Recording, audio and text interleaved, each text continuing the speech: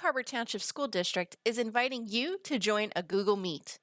In order to join the Google Meet, you will need some sort of Google account. You can either log in with your child's EHT Google account, or you can use your own. If you're watching this video, chances are you already received your Meet link code. If you've received this link through an email, you can either copy the URL or click right on the hyperlink.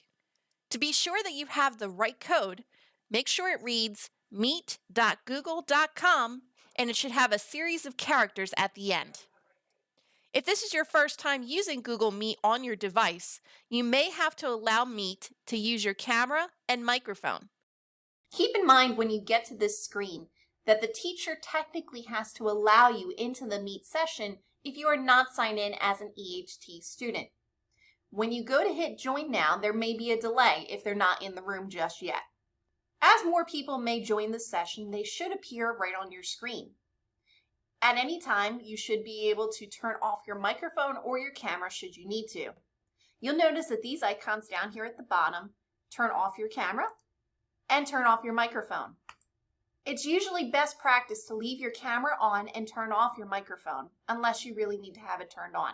When you're ready to leave this call, all you have to do is hit the hang up button.